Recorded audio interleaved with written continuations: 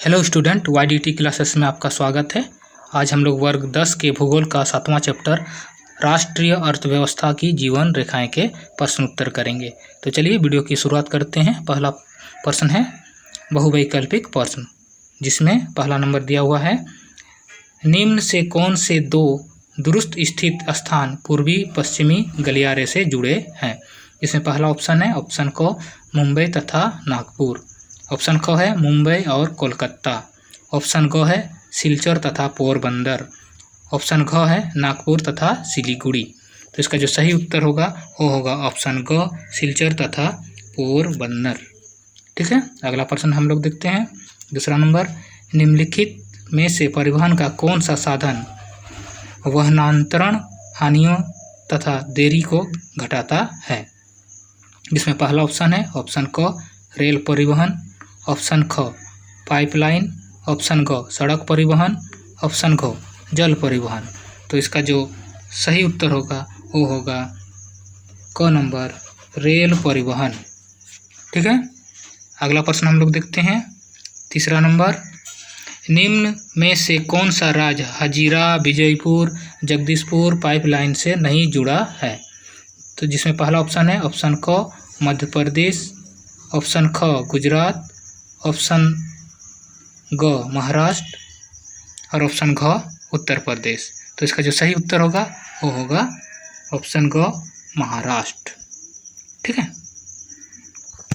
अगला प्रश्न देखते हैं। चौथा नंबर, इनमें से कौन सा पतन पूर्वी तट पर स्थित है जो अंतःस्थलीय तथा अधिकतम गहराई का पतन है तथा पूर्ण सुरक्षित है। जिसमें पहला ऑप्शन है क नंबर चेन्नई, ऑप्शन ख तुतीकोरिन, ऑप्शन ग पारादीप और ऑप्शन घ विशाखापट्टनम। तो इसका जो सही उत्तर होगा वो होगा विशाखापट्टनम। ठीक है, अगला प्रश्न देखते हैं हम लोग। पांचवा नंबर, निम्न में से कौन सा परिवहन साधन भारत में प्रमुख साधन है।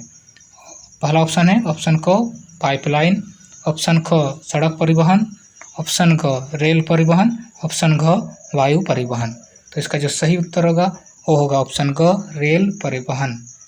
ठीक है, अगला प्रश्न देखते हैं हम लोग। छठा नंबर, निम्न से कौन सा शब्द दो या अधिक देशों के व्यापार को दर्शाता है।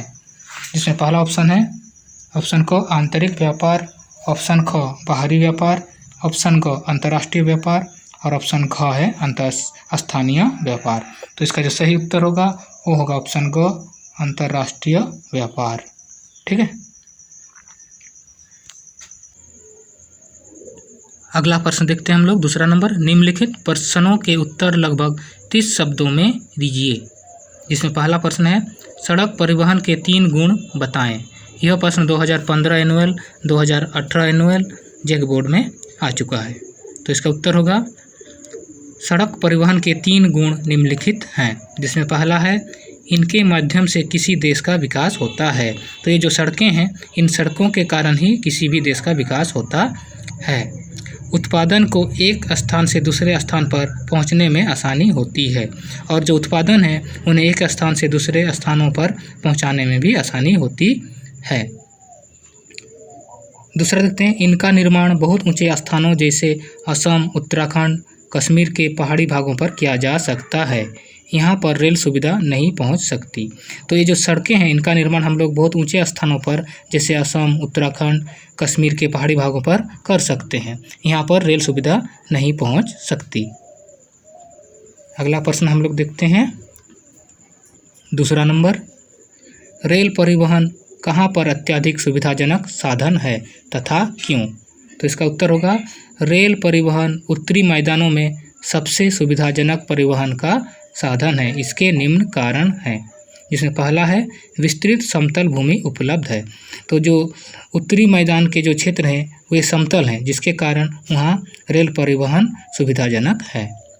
दूसरा हम लोग देखते हैं जनसंख्या की अधिकता, और उत्तरी मैदानों के क्षेत्र में जनसंख्या की अधिकता है, जिसके कारण रेल परिवहन वहाँ सुविधाजनक है। तीसरा देखते हैं विस्तृत कृषि क्षेत्र तथा अधिक उत्पादन, और जो उत्तरी मैदान के क्षेत्र है वहाँ कृषि का बहुत विस्तृत क्षेत्र है और वहाँ उत्पादन भी अधिक होता है, इसलिए उन वस्तुओं को लाने ले जाने के लिए रेल परिवहन वहाँ के लिए बहुत सुविधाजनक है। चौथा देखते हैं अनाजों के आयात निर्यात में सुविधा। और जो अनाजें उत्पन्न होती है उन्हें आयात निर्यात के लिए भी रेल परिवहन बहुत सुविधाजनक है। अगला प्रश्न देखते हैं हम लोग, तीसरा नंबर, सीमांत सड़कों का महत्व बताएं। यह प्रश्न 2017 जेक बोर्ड में आ चुका है। सीमांत सड़क उन्हें कहते हैं जो दो देशों के सीमा के यानी बॉर्डर के नज़दीक वाले जो सड़कें होती हैं उन्हें हम लोग सीमांत सड़कें कहते हैं।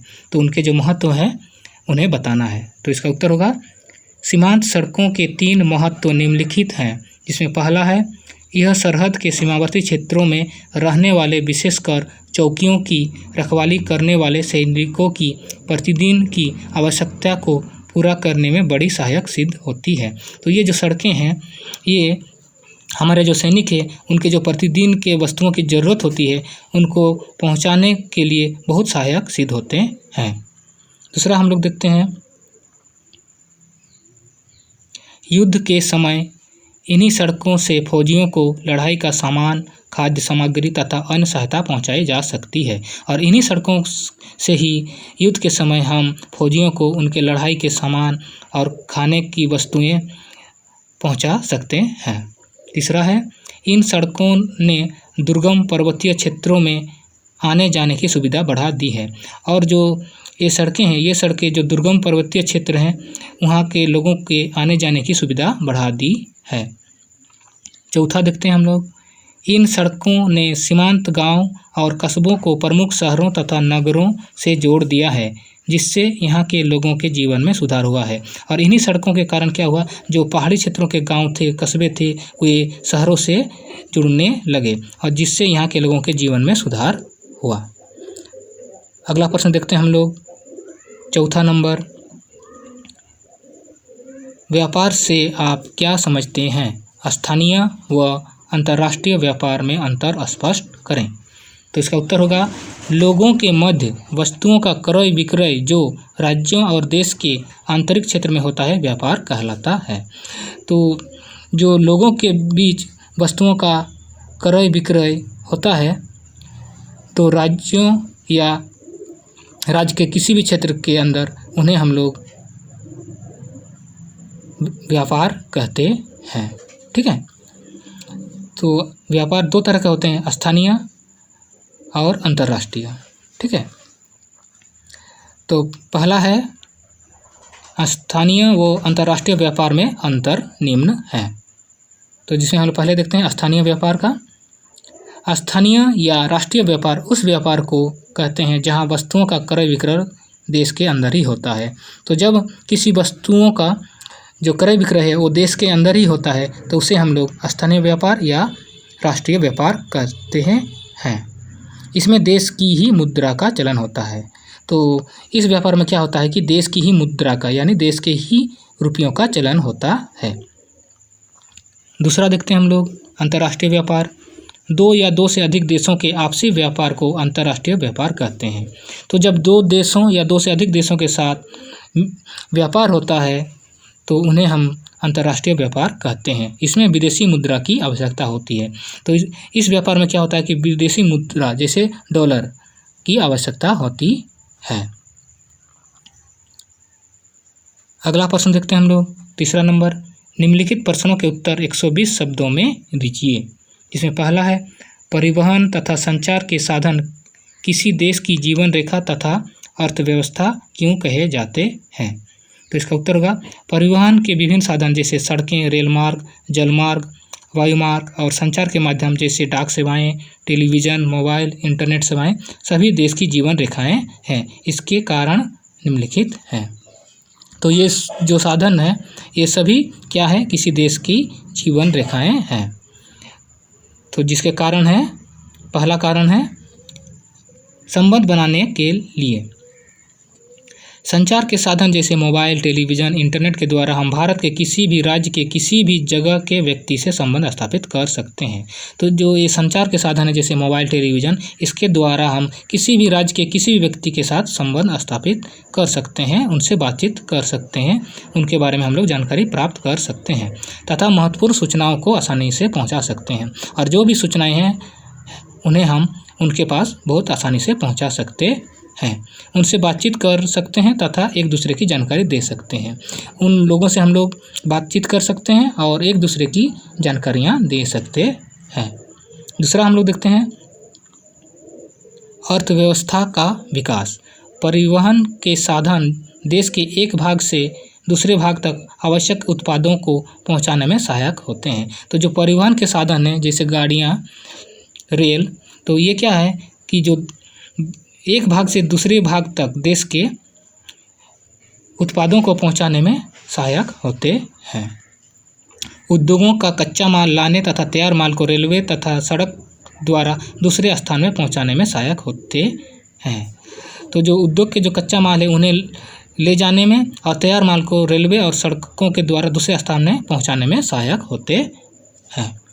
तीसरा हम लोग देखते हैं व्यापार में संबंध। संचार के साधन व्यापारियों को अन्य व्यापारियों से संबंध बनाए रखने में मदद करते हैं। तो ये जो संचार के साधन है जैसे मोबाइल, इनके द्वारा क्या होता है कि एक व्यापारी दूसरे व्यापारियों के साथ संबंध बनाए रखता है तथा परिवहन के साधन आवश्यक उत्पाद पहुंचाने लाने में मदद करते हैं। और जो परिवहन के साधन हैं वे आवश्यक उत्पाद पहुंचाने और लाने में मदद करते हैं।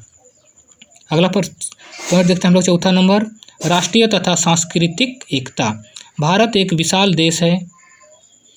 परिवहन तथा संचार विभिन्न जातियों, मतों, रंगों, धर्मों, भाषाओं और क्षेत्रों के लोगों को एक दूसरे के निकट लाने में मदद करता है। तो जो परिवहन है और संचार है ये विभिन्न जातियों के, विभिन्न धर्मों और भाषाओं के लोगों और क्षेत्रों के लोगों को एक दूसरे के निकट लाने में मदद करता है। ठीक है। पांचवा है युद्ध में योगदान। युद्ध के समय इन साधनों का बहुत महत्व हो जाता है। इनके द्वारा युद्ध के समय देश की रक्षा सेवाओं की सहायता में मदद मिलती है। तो युद्ध के दौरान क्या होता है कि ये जो रक्षा सेवाएं हैं जैसे मोबाइल या परिवहन सेवाएं हैं ये बहुत सहायता करते हैं। सैनिकों हथियारों, गोला बारूदों को पहुंचाने तथा बहुत सारे सैनिक साजो सामान पहुंचाने का काम आसानी से हो जाता है। और सैनिकों को हथियारों को, गोला बारूदों को पहुंचाने में बहुत आसानी हो जाता है। संचार के साधनों के द्वारा महत्वपूर्ण जानकारियां सैनिकों तक पहुंचाई जाती है और संचार के माध्यम से हम युद्ध के समय महत्वपूर्ण जानकारियां सैनिकों तक पहुंचा सकते हैं। दूसरा प्रश्न है, पिछले 15 वर्षों में अंतर्राष्ट्रीय व्यापार की बदलती प्रवृत्ति पर एक लेख लिखें। तो इसका उत्तर होगा, पिछले 15 वर्षों में अंतर्राष्ट्रीय व्यापार में वस्तुओं के आदान प्रदान के साथ सेवाओं के आदान प्रदान में वृद्धि हुई है। तो पिछले 15 वर्षों में क्या हुआ कि जो अंतर्राष्ट्रीय व्यापार है वहाँ पर वस्तुओं का आदान प्रदान और जो सेवाएं हैं उनका आदान प्रदान में वृद्धि हुई है तथा सूचनाओं, ज्ञान और प्रौद्योगिकी का भी आदान प्रदान बढ़ा है। और जो सूचनाएं हैं उनका आदान प्रदान ज्ञान का यानी जानकारी का और प्रौद्योगिकी यानी नई तकनीक का भी आदान प्रदान बढ़ा है। अंतर्राष्ट्रीय स्तर पर भारत एक सॉफ्टवेयर महाशक्ति के रूप में उभरा है और जो अंतर्राष्ट्रीय स्तर है वहाँ पर भारत एक सॉफ्टवेयर महाशक्ति के रूप में उभरा है।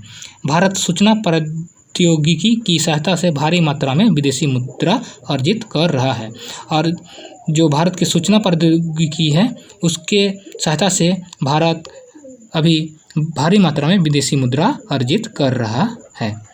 भारत में पिछले 15 वर्षों में निर्यात की तुलना में आयात में वृद्धि हुई है और 15 वर्षों में क्या हुआ है कि जो निर्यात की तुलना में आयात में वृद्धि हुई है, मतलब हम लोग वस्तुओं का निर्यात कम किए हैं और आयात अधिक किए हैं।